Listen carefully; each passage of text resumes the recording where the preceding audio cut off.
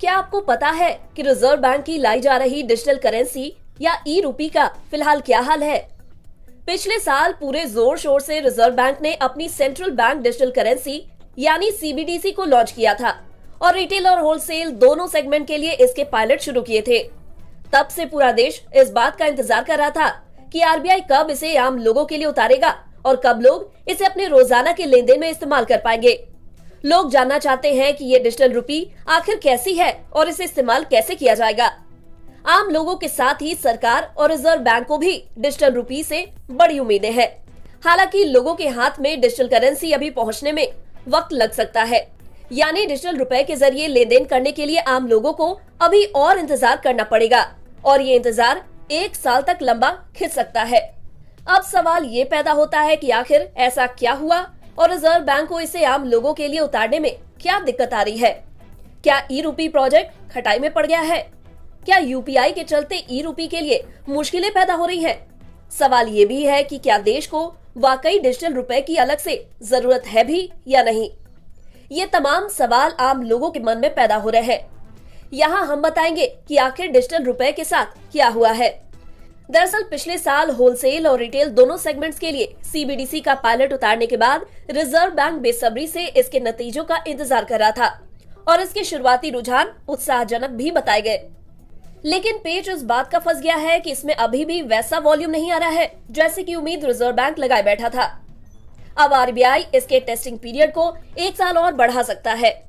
Business standard की एक report में इस बात की जानकारी दी गई है।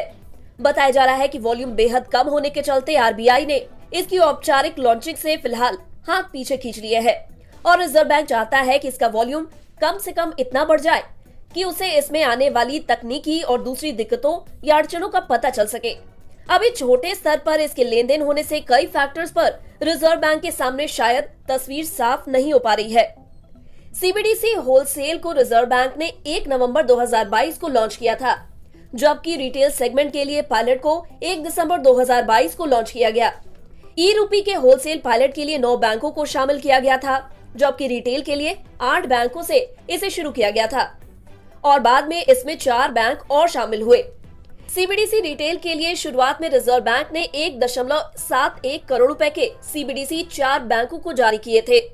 माना जा रहा है कि रिटेल सेगमेंट में डिजिटल रुपए के वॉल्यूम कम होने की वजह यह है कि यूजर्स को पता ही नहीं है कि किन मर्चेंट्स के यहाँ वे इन ई रूपी का इस्तेमाल कर सकते हैं।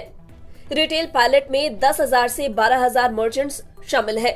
साथ ही इसमें 1 लाख के करीब कस्टमर्स को शामिल किया गया है। सीबीडीसी की सक्सेस को लेकर पहले भी ये सवाल उठाए गए थे कि जब डिजिटल पेमेंट्स में यूपीआई बिल्कुल आसानी से काम कर रहा है तो लोग ई रूपी का इस्तेमाल क्या करेंगे?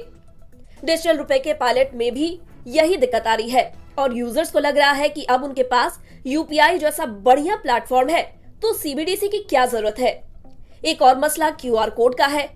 सीबीडीसी के लिए एक अलग क्यूआर कोड की जरूरत होती है।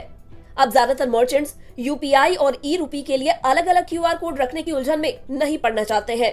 खैर, इन तमाम फैक्टर्स के चलते रिजर्व बैंक के लिए अपने महत्वाकांक्षी डिजिटल रुपए के प्रोजेक्ट को लॉन्च करने में लगातार देरी हो रही है और अगर रिजर्व बैंक को इसकी लॉन्चिंग को 1 साल टालना पड़ता है तो इसे कई और सवाल पैदा होंगे कि क्या वाकई देश को ई रूपी की जरूरत है भी या नहीं, और अगर ये आ भी गया तो क्या ये यूपीआई से मुकाबला कर पाएगा?